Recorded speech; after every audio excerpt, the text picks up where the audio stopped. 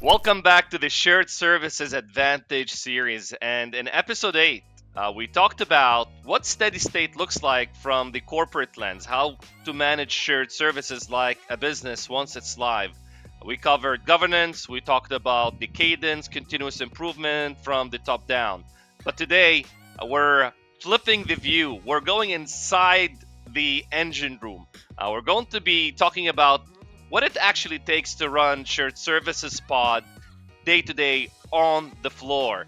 How do you manage a team? How do you coach for performance? What does the daily operational rigor really looks like on a day-to-day basis from a service delivery perspective? Because even if the structure is sound and the governance is clean, execution lives inside the pods, and that's where the real work happens. So today, Gyner and I are welcoming a special guest to the show, Noel Stanly, our Director of Service Delivery at Origo, who leads our shared services center in the Philippines. And Noel's the one making sure that the pods run, the agents deliver, and the daily operation actually works. So, Noel, welcome to the show, my man. Thank you so much, Yassin. It's a pleasure to be a part of this show, and I've been kind of following your show. So, yeah, bring it on. Let's have a fruitful debate here, and let's understand what's going on in my world. Yeah, great. So we're going to be firing at you a lot of questions and putting you on the hot seat here. So we Absolutely. appreciate the willingness and the transparency. And let's start with the basics. Maybe Noel, when we say pod, what are we actually talking about? How do you structure a team inside shared services, and what are the roles in play here? And how do you think about ownership? Yeah. So, so when we say pod, and there are two different aspects of it. One is at the enterprise level, and one is the shared service level. So Hmm. pod in totality, it means that a pod is a very self-contained micro business aligned either by the client or either by the processes that we have. So I'll just focus on the shared services side of it, and I'll kind of give a comparison on how it works in an enterprise level. So in a shared services, obviously we have, it kind of rolls down to different departments in the, like, let's say, order to cash. In that we kind of look at billing, there is dispatch, there's customer service, there is AP, and so and so. So we kind of put a pod in that structure to kind of see if there is it kind of helps us to define agility, making sure that we have dedicated resources who's going to be working on those particular departments, and then which we call internally as a service lines. So it kind of gives us it is more a direct approach in terms of a hands-on approach for our customers. Wherein in an enterprise level, it's very different because we have one big portfolio where we kind of manage with multiple pods. So in a shared services environment, we might only have one pod versus or one or two pods, let's say. But in a share in an enterprise level, you will always find multiple pods because the volumes because we deal with volumes and high number of transactions Right. on a day-to-day basis. Yeah. So when you say you're talking enterprise, obviously you coming from working for some of the largest BPOs like your Aloricas and so forth. When you say enterprise, we're talking enterprise versus the lower middle market. Is that what you mean? Exactly. Yeah. Yes. Yes. So shared services is different in the enterprise compared to the lower middle market. In the enterprise, you may have a customer service pod, Hmm. and you're Yeah. talking here, few hundred agents. Yeah. While in the lower middle market, you might be talking multiple pods, right? Each, one pod could be customer service, another pod could be billing. But here we're talking about tens of agents, not Agents. Yeah. hundreds of agents. So the size and the scale is Yeah. different. And how what does that impact? So how Yeah. so what does that impact, and how does that change the way you manage it, Noel? So obviously, when we are looking at a pods, to kind of just give you context to it, usually a pod consists of a team manager, a Hmm. dedicated team manager, and Or a then a supervisor, pod, maybe is a synonymous supervisor, tool. yeah, a Yeah. supervisor or a team manager who's supported by the support functions that we have. It is a QA, a quality analyst, a workforce management analyst, and a trainer, like who Mm. supports the pod. And that's the whole equation of how pod operates. Mm. So when we have this structure, it becomes a little easier to manage the day-to-day functions.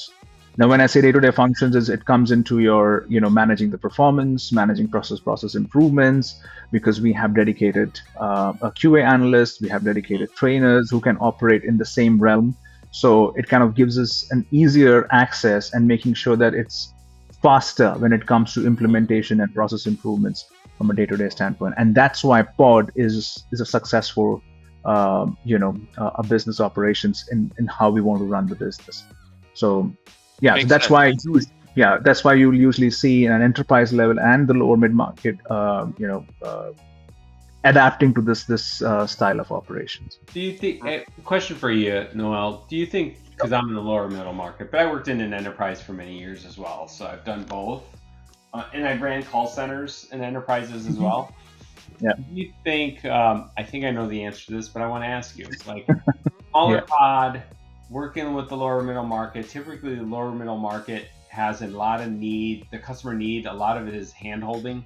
And I don't mean yeah, that in a negative, I mean it in a positive. Like they're entrepreneurial, they're typically working in the details themselves every single day. So absolutely. there's like this implicit ask of I want a smaller team that feels like it's an extension of the way I operate. Yeah. There is, and that's where the classic difference between this, because the pod is just an operational style, but what we input into these pods is different because there is a talent differentiation in each of these categories. At an enterprise level, most of the handholding is done by the customer because there is a fixed process, there is a fixed deliverables that are being assigned at an enterprise level versus a lower mid market where, like you just rightfully said, that it is we are kind of hand holding the clients, and which means to say that there is a lot of back and forth in terms of identifying what are the process gaps, identifying the right standards, and putting in the right implementing the right standards. So this kind of is the collaboration of, it is the same structure, but it is steered in a very different way Mm. in the lower mid market. And what you mean, the shared services team in the enterprise, really the customer or the process owner who's typically at corporate level onshore, they don't really know the names and the faces of Yeah, the offshore yeah. shared services agents. They just manage by SLA. I've got a few It's yeah, hundred. it's more of an extension, like it is a company A's extension, wherein in a lower mid market share services, it is pretty much we are operating Integrated. as them, Yeah. integrated. We are operated Yeah. as So, them. so there's So the process owner has quite literally a lot of times daily interaction with the agents, right? exactly, yeah. Especially if the process is not really mature, because a lot of the companies in the lower middle market, just it's just a matter of fact, it's second third generation family businesses. True. They grew, they have a really but they've been successful, they grew, but really they really have taken the time to document the process, to measure it, to train someone else on it. And sometimes folks in these roles have been operating for 10, 15 years in Hmm. some cases. So when you start centralizing functions in the lower middle market, that integration and knowledge, has to be dealt in a very different way, and it's a more of an integrated approach. And you don't think like onshore, offshore, or shared services. Sometimes corporates like one cohesive unit. And Gyner, you've seen Yeah, the this how this plays out, and the importance of this integration. It's like you can't treat them as two separate businesses. It's one yeah, team. That's right. yeah. And I think what's important is you guys talked about the supervisor of the offshore pod, right? Mm. It's really important for business, the business people like myself who are partnering to firmly establish up front that there needs to be a connection between that supervisor and somebody on shore, Yes. and it needs to be constant, right? It can't be like operating in a vacuum on both sides, because that causes a lot of problems. So maybe Gyner, can you maybe address this is a very important, maybe critical part of the success of the entire partnership here. Can you maybe double click on this, the partnership between the offshore supervisor and the onshore process owner? Like, what does daily operation looks like in terms of the rhythm? What are the huddles, the dashboards, the workflows? How do you keep the team focused on track? So let's start maybe with that relationship coordination between the offshore supervisor and the corporate process owner, and then walk us through what does that daily operation looks like. So whatever, depending on the function, whatever KPIs you've defined that are the success metrics for the business need to be kind of front and center. The cadence of those, I like daily, at least as a check-in on a few metrics, like whatever those are. They could be call metrics, follow-up metrics, something simple that you just do the check-in, right? Yeah. You have to be able to communicate on a daily basis. It also fosters culture and team building, by the way, that constant connection. Here we're talking a lot of like what I'll call pipe one and all those important KPI driven, but there's a cultural piece that you want to check in once a day and make them feel like they're part of your team, and make your team make them feel like they're a part of the team, right? It's a two-way street there. I'd say weekly or every other week, depending on the need, you go one step further on those metrics and you're really looking for trends. So you're moving from day-to-day activity KPI visibility to more trend-driven ones, like, hey, what's the last 14 days? How are things looking? Are we seeing the movement that we expect? You can ask different questions at longer intervals. And then either monthly or quarterly, you should bring in the sponsor, right? So whoever the sponsor is, they should be bought in, asking you the questions, challenging assumptions of both teams, frankly. So that's how I think about it. I love it. And then on your part, I love that, Gyner. And then on your part, Noel, how do you meet process owners such as Gyner, or at Gyner's inside Gyner's organizational structure, which are typically the process owners, the corporate side? How do you coordinate with them as a service delivery manager or team manager in a daily operation cadence? Yeah, so from a daily operations cadence, obviously, we look at, like what Gyner just mentioned, is daily huddles is one of our go-to thing that daily we do on huddles daily with the onshore process owner, or with the agents. With the agents as well, and we can also include. We also do include the POCs, the point of contacts on the offshore side. Now, this is just to make sure that it's a cohesive team altogether. So that's what happens. But from a sponsor side, we do have cadences around on a weekly or a monthly basis or a quarterly basis, where we talk about what's the trends has been, what the metrics has been, and everything. But right. And that's where we talk about where the processes is going wrong, and that's very tactical, at the very high tactical level, where we talk about processes and everything. But at a day-to-day function and operational standpoint, we only talk about the metrics in terms of how are they behaving, in what are the trends, what can we do differently, agent performance and stuff like that. Right. Yeah. So and typically, how many agents do you have in a pod? So pod usually 10 to 15 is a sweet spot. Like, and that's what we want to kind of keep in a pod, because it's easy to manage. 10 to 15 is a usual case scenario. All doing the same work, or different type of work? Ideally, it should be all doing the same work, but it depends on, they should be all be doing the same work. But if it is related work, then we can combine, and then we can customize. Can you give us an example? Like, for example, we can combine like roles like AR and collections together. and that's very similar in nature. So we can combine them together. Like an AP and billing is something which is very similar. So we can add them together. So that's certain things of the aspects of the service lines that we can combine. But ideal case scenario is that we should be having a single piece flow and like a single service line that can be managed by a single team manager. Makes sense. So, and from a day-to-day operation, so you're meeting as a supervisor, you're meeting daily with your agents, right, to check in on them. Sometimes the process owner at the corporate level is involved in these meetings. Sometimes they're not, especially if you're just kicking things off, right? Are they more involved in the beginning and then they kind of, change the cadence to a weekly, bi-weekly, or are they always involved in the day-to-day operation, in the daily huddles with the agents?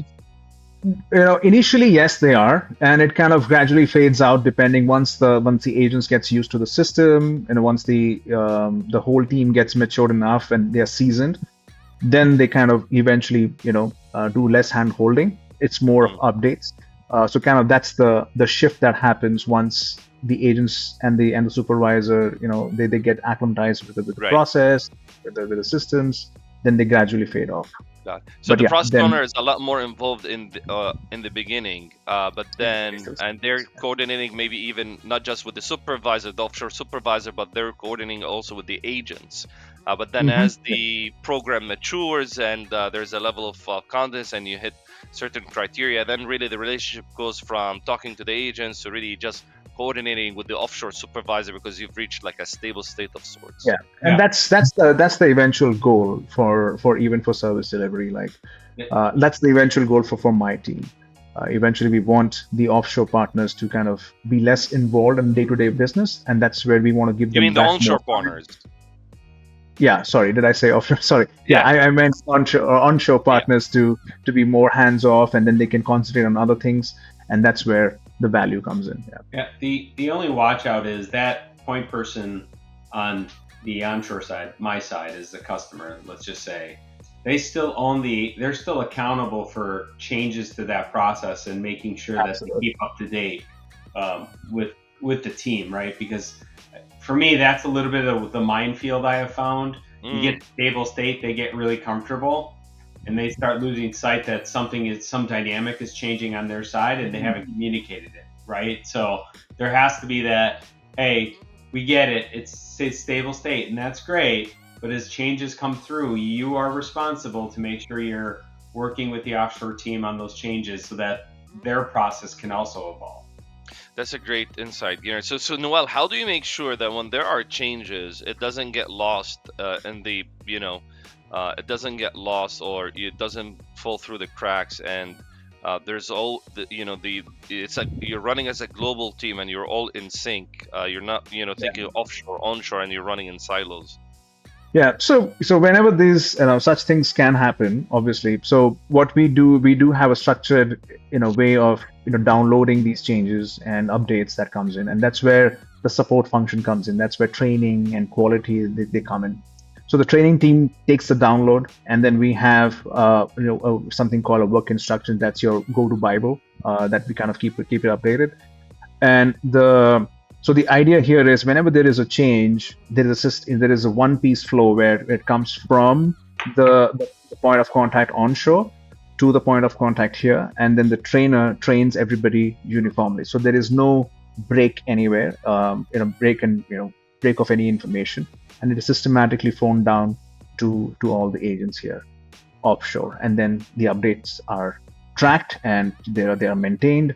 And there is a version control on all these. Got it.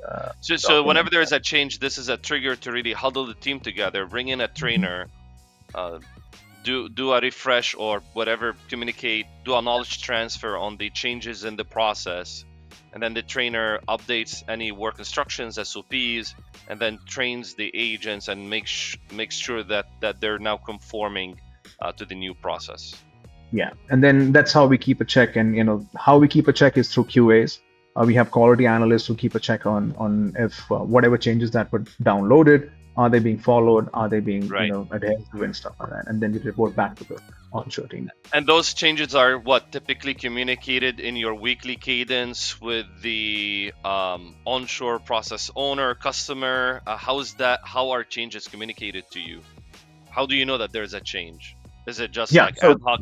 One day you log in and you get an email from the customer, hey, there's a change, or is there a method to it? Like, how do you make sure that yeah, you're keeping log of those changes and track of it? yeah. So all these changes, whenever we make a change, these work instruction documents have those changes documented in them. So that's one. Two, whenever there is a change, the trigger is raised from the onshore partner, and then they are the ones who reach out to the trainers, our team managers, and then depending on, like, it could be a small update, let's say, or Right. it could be a major change in the process. If it is a small update, then we go back to the team, to the agents, we disseminate the information, and then we take a sign off, and then that's done. But if there's a major change, then we have to huddle down, be in the training room, understand what the change is, and make sure that they are properly they're properly understanding it, and then there's a proper exit criteria for each changes that happen. So that's pretty much the normal way of doing it. Awesome. So let's talk a little bit about performance. How do you coach agents in a shared services environment? Like, what's your approach to metrics, scorecards, one-on-ones, and improvement plans? And how do you avoid falling into micromanagement while still holding the line? How do you empower your agents to perform and hold them to metrics and scorecards? Yeah. No, good question actually, because see, and again, for performance management from versus enterprise to share to lower mid market level is very different. At an but the concept is the same. From what I say is that you just manage the metric and coach the behavior is what I usually go with the principle. So when I look at shared services, we just manage the metrics. So there are metrics like, let's say completion rate, collection rate, and so and so. We just look at we have to look at those dashboards or those numbers as a mirror and not as a microscope to kind of go down deep into the agent level issues. It is more to do with, here is where we are going wrong, and start looking at the inputs of why are we going wrong, what are we inputting into these things. When I say input means, what are those upstream metrics that are inputting? Like, for example, in collections, or let's say in billing, like if I'm not able to bill a customer because my PO numbers are missing, or my PO numbers or invoice numbers are missing, or some details are missing. So we kind of really have to go back and backtrack all those information from how is this being captured, why is this being captured, how is this being entered, and that's how we partner with our onshore team to kind of give them that insight. So these metrics serve as a mirror rather than a microscope, and that's where I'm saying that metrics has to be managed versus and behaviors has to be coached. So when we start peeling this onion one by one, that's where we go back to the last level, where if it is really an agent level issue, that's why we coach an agent on what are the things that we need to change from a behavioral standpoint. But mostly that we focus on is what's the input which is driving the metric down, right, or up, whichever is whatever the conditions are. Okay, that's very helpful. And if you've identified that, hey, the failure point is not so much it's a defect in the information, you're getting complete and accurate information, and you just happen to see variation in performance between one agent and another. One agent is sending the invoices on time, they have 100% completion rate of all of their backlogs, but another agent is failing to deliver on those on their scorecard metrics. What's the process? So on the scorecard metrics, yeah, for the KPIs, that's where we kind of look into, in terms of, we kind of drill down deep into like what exactly is causing the issues with the agent. So, and then we kind of look into, if there is it's the same process, if everybody's following the same process, then it goes down to the behavioral level of an agent, that why how, and we kind of figure out if there's an agent level issue, why is he making those mistakes, and if he's making those mistakes, is it being repeated? So we kind of correct those. So there's multiple coachings that are being given to the agent before we go to the next steps of sanctioning and everything. So there is a process to it, and that process is pretty much understanding, doing the RCA in terms of where exactly is that In that RCA, agent root cause analysis. root cause analysis. Yeah. Okay, good.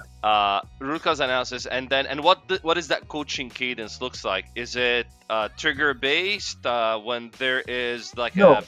a metric is failing? Is there a cadence to it? Like what does that coaching cycle looks like? So there is a touch point every week, and and every team manager should be meeting their team agent at least once a week to make sure that his just to do a pulse check, understand what's going on and everything.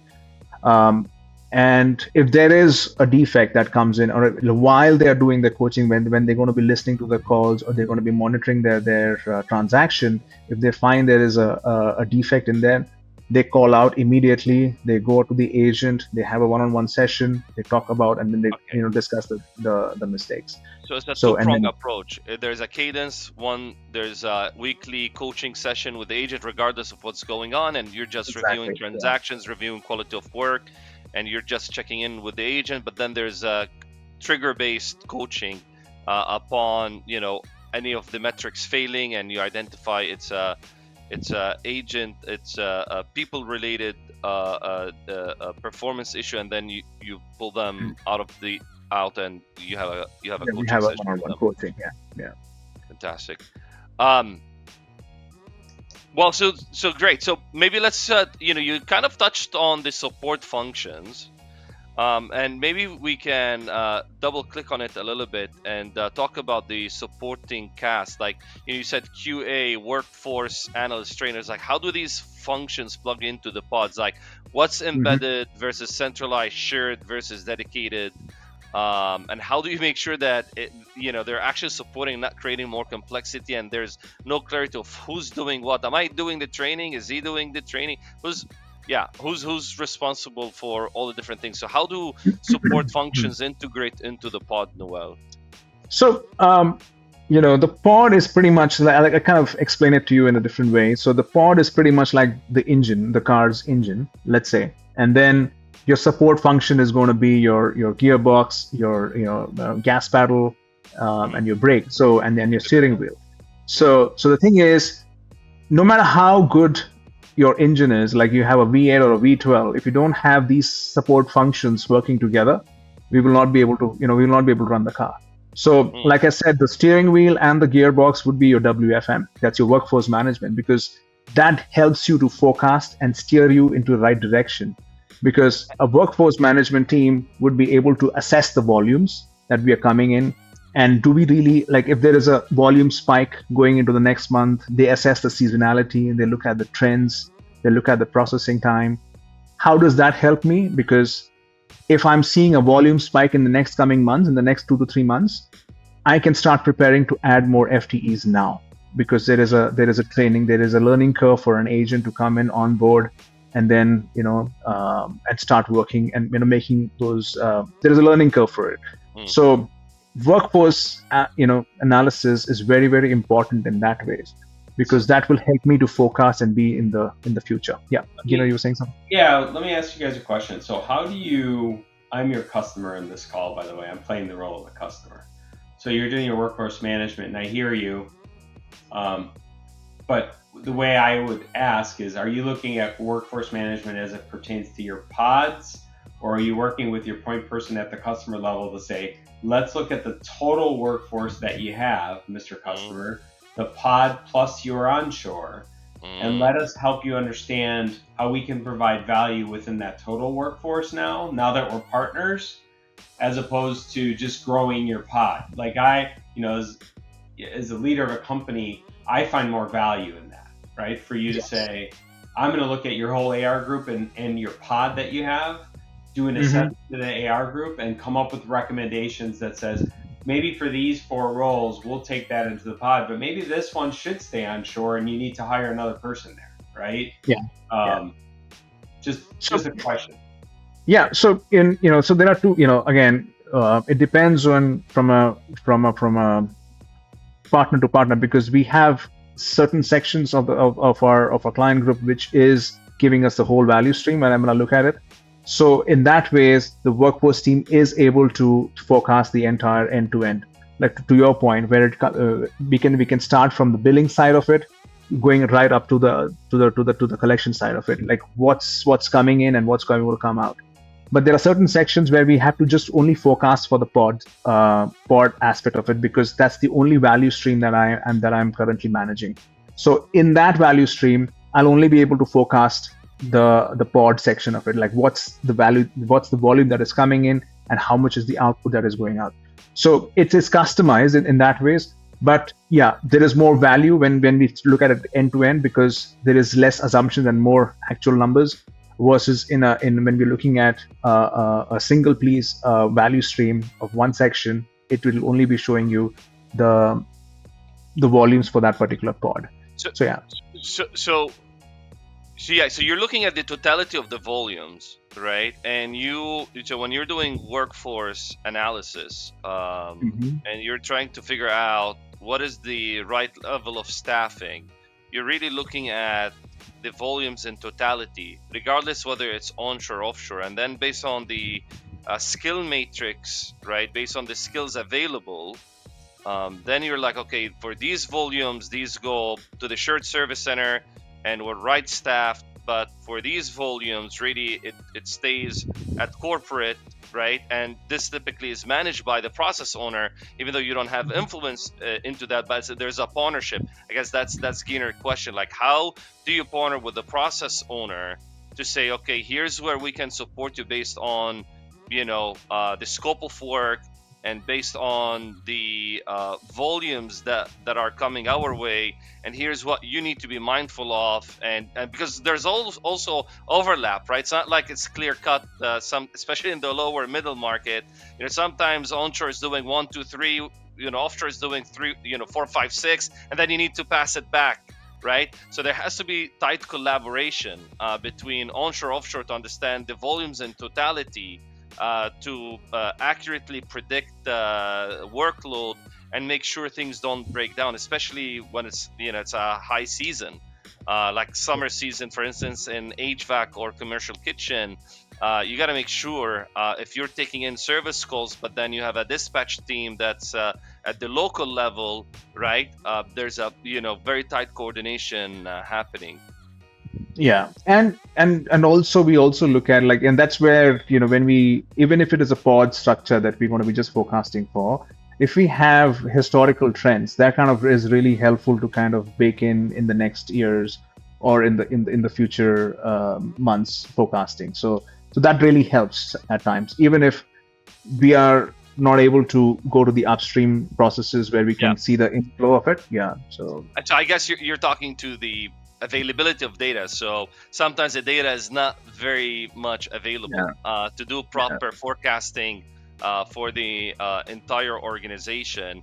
And yeah, the data management and the rigor that is required for accurate workforce analytics and forecasting is very high, and it requires instrumentation and proper tracking to be able to tell, to inform your service levels. Does that answer your question? Yeah, it does. Yeah. Yeah, absolutely. It's all about, for me, this is a partnership discussion too, right? Process is important, but there's going to be other customers like myself hearing this, what we're talking about today, and saying, okay, how can I make that digestible and relatable to me, right? So, mhm, um, so I'm taking that point of view a little bit in this time around.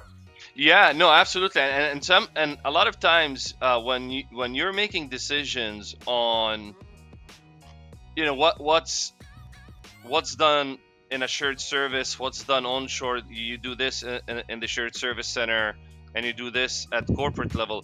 Ideally, that's those decisions are being made, way back when you're designing the operating model, not waiting until things are live and then we start changing the allocation of workload and we're shifting work, that's where things actually don't go well. When we make initial decisions about, hey, let's take this offshore, but then after 90 days of transitioning the work, now we start shifting some of that work back, and you already move those people who were at corporate level to other functions. Yeah, so the workload and structure design and process design has to be done upfront, and volumes need to be assessed upfront by looking at historic data, and allocation decisions has to be made upfront so that you avoid making radical changes once the process has been transitioned. That's the ideal scenario. During scoping, when you're scoping out a process, you're deciding what stays at corporate level, what goes offshore. But it's helpful to also always have a global view of volumes and service levels. So to close this out, to close with the last section here, I want to just quickly touch on balancing stability with improvement. So you've got a team, you've got a rhythm, and now how do you make sure it's not just stable but it's improving? Like Gyner mentioned, at some point, it's in a stable state, and you may lose the attention of the process owner because things are just running. So how do you create a culture where the shared services team, the agents, raise their hand when something is broken? How do you put a process in place where the team is driving small improvements without waiting for big ERP transformations to trigger improvement, Noel? Yeah. So in usually what we need to do is, the first thing is that people run away from problems. So that's the first thing that we need to kind of first embrace with our agents, and that's why we put the gamification of that. Problems are good to have, and that's where we support the agents to bring up those problems. So when the agents start trying, and what are those problems in a process? So it could be even your backlogs, for example. If there is a broken process in the backlog, where is it going wrong? What is it going wrong? And that's where we build that culture of, during our daily huddles, is where we kind of see what is happening in this metric. Why are the backlogs going? So these are all interlinked. Like, for example, in your daily huddles is where you identify, okay, my backlogs are increasing. That is in turn helping your metrics, directly impacting your metrics. Your metrics are going down, and that's where we go back and look at what's the root cause analysis of why are these things going down, and that's where we go back to the onshore partner and inform them that here this is what is going wrong, and here is what your division is, which is kind of creating a roadblock into the whole process. And this is all bubbled up, and that's where we, as a culture, we need to embrace problem, and problem solving becomes your second nature, pretty much. And that's where we kind of go from being monotonously just processing, doing the same process over and over again, and then just trying to find out what is going wrong. How can I improve here? What's my processing time here? How can I be better in what am I doing today? So, and this can only happen when we have this rigor on daily, like I said, it's all interconnected, because if we have a daily huddle, we will be able to identify a problem. If you're able to identify a problem, we will be able to do the root cause analysis. If you're able to do the root cause analysis, we can go back to our customer and tell them that, okay, here is where your problems are, and we need to start fixing things accordingly. So what you're saying, the continuous improvement is really embedded in the daily operation. And it's flowing all the way through, from the agent to the offshore supervisor, from the offshore supervisor to the process owner at the corporate level, and we're working as one global pod, one team. And this is especially critical when you are transitioning a legacy process where someone has been doing AP for, again, 5, 10 Mm. years, and they know all the what we call the hidden factories. They've come up with Yeah. so many shortcuts, right? So when you transition that process to someone who's just looking at it for the first time, it's like, hold on, wait, like what's going on? Why is this like this? And they start questioning the status quo, and that's the where it's really critical to be raising these gaps, process gaps on a daily basis, especially in the first 30, 60, 90 day, and working together very closely with the corporate and with the customer to make sure you're refining the process, and you're uncovering these hidden factories, and you're Yeah. addressing it at the process level, and you're doing those knowledge transfers continuously. It's not one and done. It's not one and done. So Yeah. I appreciate you, Noel, today for giving us an inside view inside the pod, because what happens on the floor really inside those teams is what powers everything you see at the corporate level. The dashboards, the cadences, the SLAs, none of that matters if the pod isn't operating with real discipline, and the agents are being coached, and there's a really sense of ownership at the global level. So thank you for walking us through how that works day to day. And Gyner, always appreciate your perspective. And in our next episode, we're going to keep going deep here. We're going to talk about maybe one of the most critical parts of running shared services, and we touched on it today a little bit, and that is training. How do you actually transfer knowledge from the business to the shared services team? How do you document the work instructions that Noel talked about in a way that people can follow? And how do you onboard new agents and continue developing them once they're live? So we'll do a deep dive into how shared services teams are trained, developed, and set up to execute with clarity and confidence. And until then, make your days great. And again, Noel and Gyner, appreciate you for sharing your insights and knowledge with us today. Thank you Thank so you. much, Yassin.